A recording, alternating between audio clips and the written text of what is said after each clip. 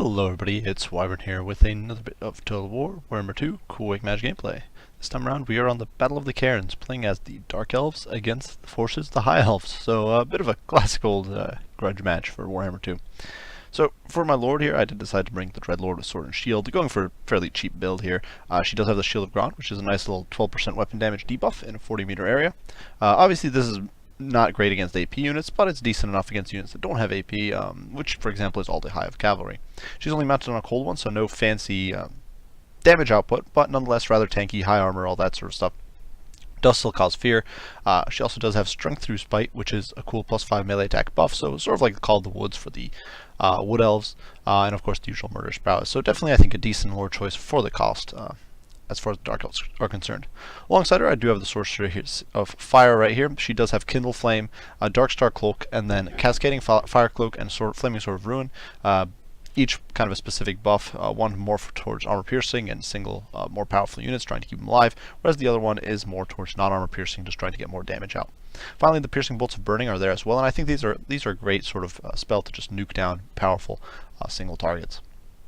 Once they clump up, of course. She does have the Dark Star Cloak as well to improve power recharge rate, and I'm not entirely sure what the ratio is, but it's definitely pretty nifty, and I've noticed it gives pretty good winds of magic. For the rest of my army here, it is a mix of Blackheart Corsairs as well as Hargoneth Executioners for the front line. Hargoneth Executioners and Blackheart Corsairs will outtrade the low-end High Elf Infantry. They're pretty quick on their feet, so they can crush the back line. And the Hargoneth Executioners will outtrade everything except the top tier of High Elf troops.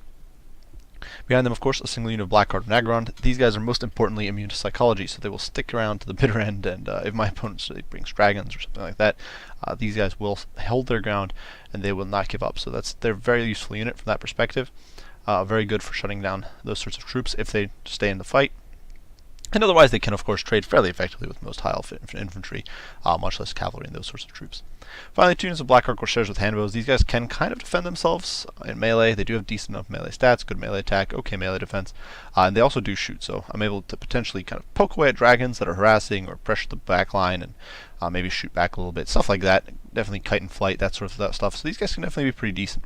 Finally, an experiment here, and this is something I don't normally run, and we'll see how they perform here, but 2 units of Cold One Dread Knights, and Cold One Dread Knights are stat-wise look pretty good. You can see high melee attack, melee defense, weapon strength, all that, and 120 armor, but their HP is fairly low for cavalry, only 4320, and they do have Primal Instinct, so Rampage is definitely a big problem for these guys. They do tend to run amok.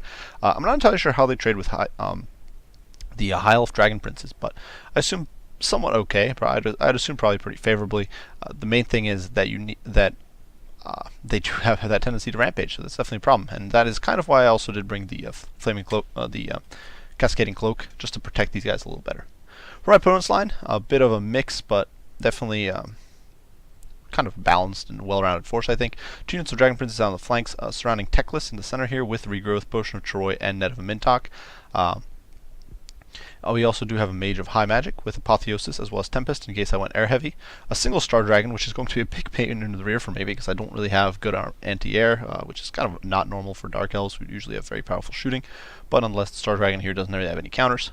A front line mixed with Spearmen and some White Lines of Grace here, and 2 units of Archers in the back just to pressure some of my troops, try to focus fire maybe some Corsairs or focus fire the Blackheart Corsair handbow, something like that. They'll definitely do okay. And then, of course, as we already mentioned, the 2 units of Dragon Princes. Dragon Princes are very potent cavalry. Like I said, I'm not entirely sure who wins in a straight-up fight, them or the Cold One Dread Knights. It's definitely going to be a pitched fight. These guys, of course, do have physical resistance. I'm not entirely sure what the number of their physical resistance actually is. If we look, we can see that it's 25% on top of their 100 armor. So obviously these guys do bypass most of the armor, but still, it could be a tough fight. Now you can see here the Blackheart Corsairs immediately getting whittled down by Archer fire before my opponent shifts fire to the back line Blackheart Corsairs. But on the flanks here, we are kind of pushing through. I'm trying to get my Hargoneth Executioners convenient fights. You can see the arrows actually come up and do quite a bit of damage to this dragon. It doesn't have the best of armor. It does have 25% missile resist, but not the greatest armor, as we discussed. And I'm trying to get my Cold One Dread Knights here into the fray against the Dragon Princes, pushing them straight through while my opponent has not committed them or getting a charge off just yet. Over here you can see my opponent doesn't notice, so these guys are going to get a full charge off as my Black Guard are trying to push in. You can see my Dreadlord over there pushing in as well. Meantime, you can see these bolts of burning do go down. They're going to nuke down these white lines with impunity, and you can see they're so low on HP already. The Organized Executioners are tearing through them like a hot knife through butter, but on the flank things are going much worse. I did get netted with by Techless, and of course the spears are in there. So despite the Black Corsairs kind of zoning these guys off, definitely a rough spot here for my Cold One Dread Knights. Unfortunately for my opponent, though, you can see the front lines in breach. The Black Corsairs are in the fray, chopping and slicing and dicing through these troops.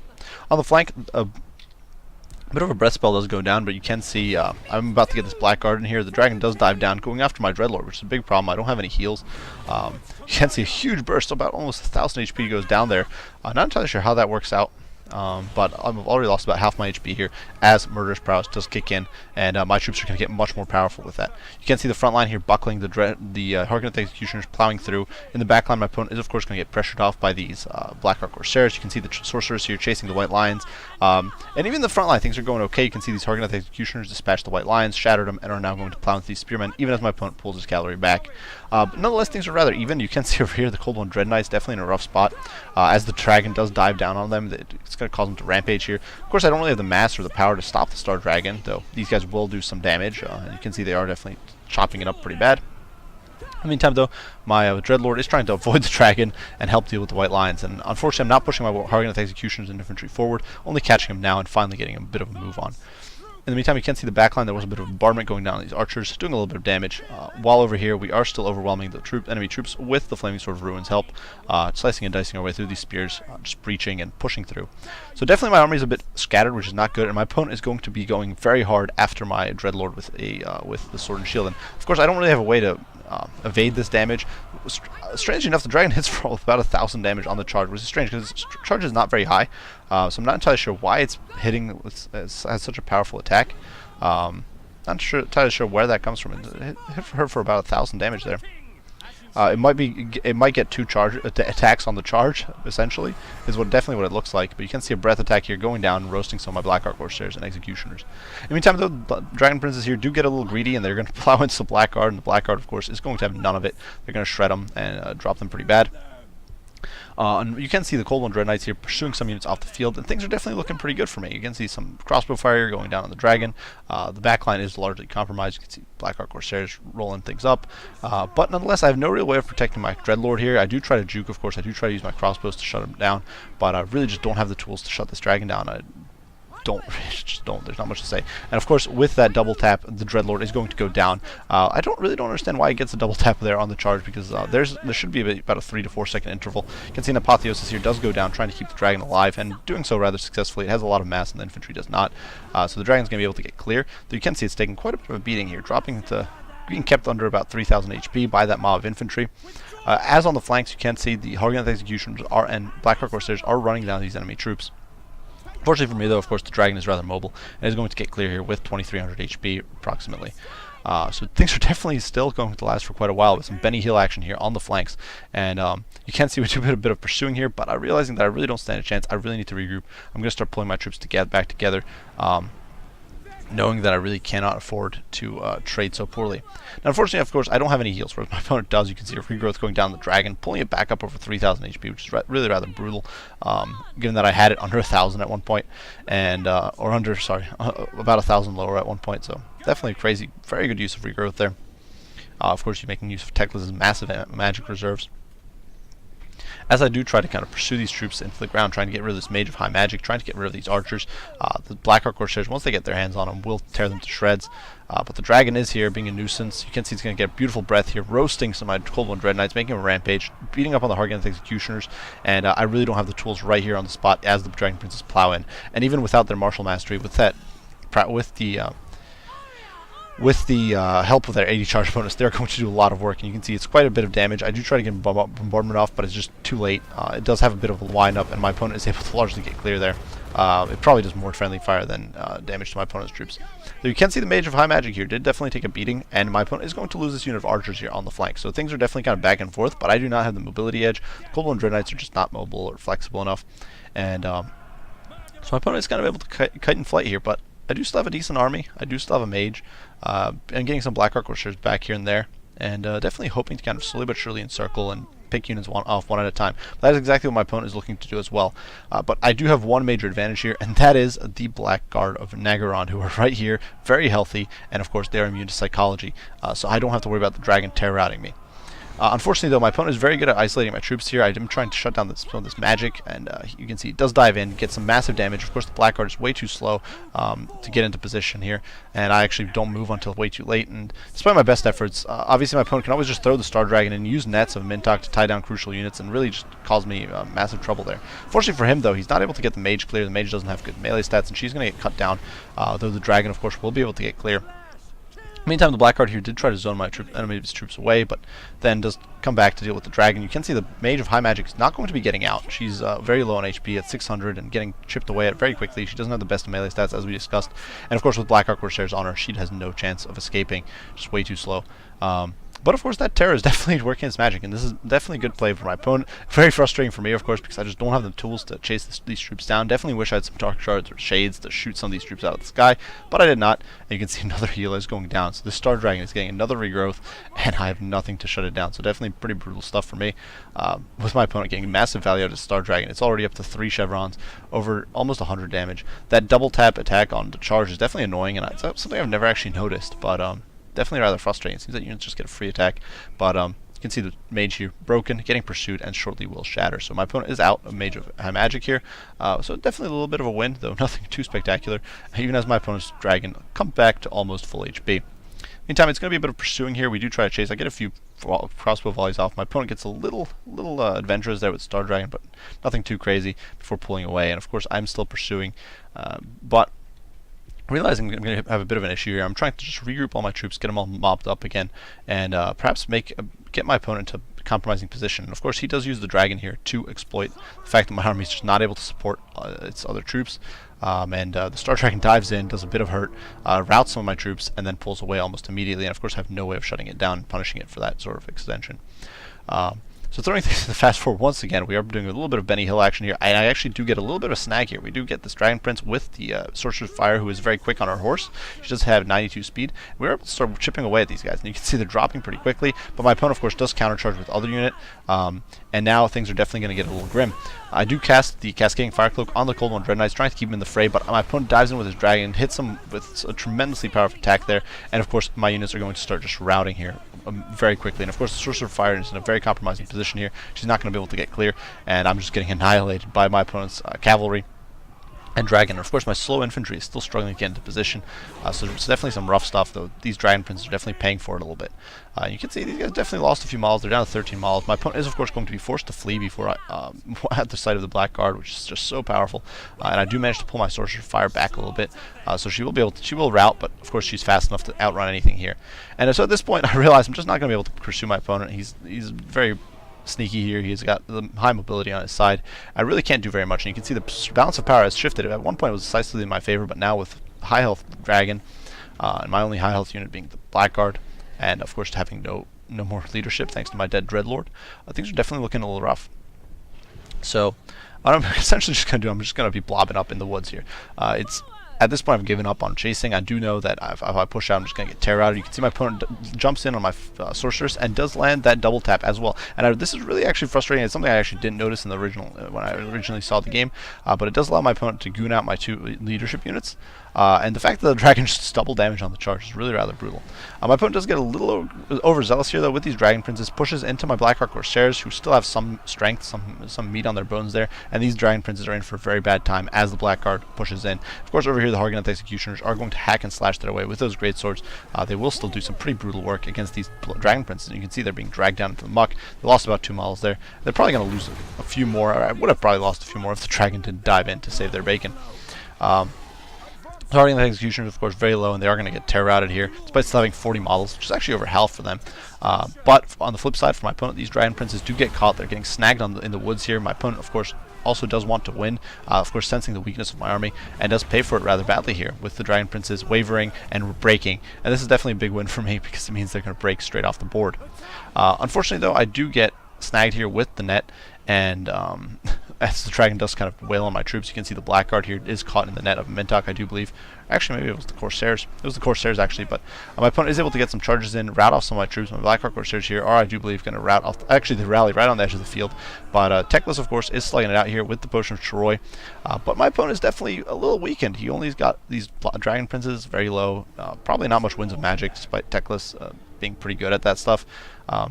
My opponent is kind of trying to chip away, but I still have this very healthy unit of Blackguard, which is really my trump card here. I can kind of force my opponent's hand. He does manage to rout some troops off there. I'm trying to shut this dragon down, despite all the healing it's received. I'm really not able to. As you can see, it's up to 4 chevrons now, and I don't think it came in with any, so really some pretty brutal work from it. My opponent here really doesn't have the tools to shut me down. You can see these Dragon Princes getting a little overzealous here in the woods once again, and they're going to get surrounded and dragged into the muck. There's so many troops here. Of course, the Dark Elf infantry is they're pretty potent, and it's going to just chop these guys down and drag them into the muck. And you can see these guys are trying to flee, but 190 HP, just a handful of models, they're not going to last long, and they're also going to break in route, which only leaves the dragon and Teclis. And as we discussed before, the Blackguard is not vulnerable to terror. They are going to stand and fight as long as the rest of this army does not completely rout and buckle. I definitely am feeling pretty confident at being able to deal with them. You can see my opponent here does plow into these target executioners, knowing that they're very weak and on the verge of terror routing. And does actually manage, or almost manages to tear out, but they do rally as these troops come in to support him. My opponent doesn't want to stick around for obvious reasons. But nonetheless, the balance of power is still in my opponent's favor. He can, of course, these 2 Hargan executioners are very low. The Blackguard Corsairs are basically useless against most of these troops. Teclis is too quick for them to catch, and even if they could catch him, he's got okay enough stats for these guys to actually struggle a little bit.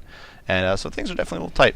I'm actually going to move out to fight him now, though, feeling a little more confident with the loss of the dragon. My opponent does try to kind of considers a charge here, perhaps thinking about isolating my Blackguard Corsairs, but is not really able to do anything. So he does dive here on the Hargan executioners, immediately gets a tear out with that beautiful charge, but I am able to kind of get a little bit of a counter charge here in return. The Blackguard is able to land just about 100 to 200 HP hits with every charge he makes. And of course, once he runs out, eventually my opponent will probably be forced to kind of try to fight. And so my opponent could at this point just flee if he really wanted to. He could just throw in the towel and route off, and of course I probably could just give up, but of course both of us do want to win, and definitely I appreciate the fact that my opponent did try to dive in here, and as he does, it was very, you can see things down to the wire. You can see the Blackguard Corsairs pushing in, and of course they're taking that rear penalty because Teclis, you know, he's a scary guy. He's like feeble and needs a potion to keep him alive, but you know, scary stuff. So he's in there, he's pressures off the Blackguard Corsairs with that rear charge, and that is only leaving the Hargan executioners and the Blackguard to take on the Star Dragon and Teclis. You can see Teclis here does pop Potion of Troy, which makes him super tanky. I'm not really able to get my hands on him. Blackguard Corsairs do come back. Teclis here, definitely a bit of a grim spot. He's trapped, he's surrounded. The Blackguard Corsairs do still hit somewhat hard, and he's definitely taking a bit of a beating. He's forced to pull the dragon down to try to force a route here, and he does succeed, but Teclis does take quite a bit of a beating from the Blackguard, which of course is anti-large, is armor piercing, though that's fairly irrelevant against him, and they are dragging him down. You can see he's losing quite a bit of HP to those halberds. My opponent is forced to drop that Star Dragon in there to try to save his bacon. But while obviously the Hargan executioners are very weak, the Blackguard is no such thing. They are tanky, they are brave, and they're going to stand and fight. And you can see the Star Dragon's already lost about 500 HP in a matter of seconds, and this is getting shredded incredibly quickly by the power of these Blackguards. So you can see they're getting destroyed. They're destroying the Star Dragon. At this point, my opponent, despite having, you can see the balance of power is still in his favor right here to the bitter end, as the Star Dragon is being chopped down. You can see it's down to 800 HP. Obviously, it can flee. It's fast enough and has enough mass to just run away.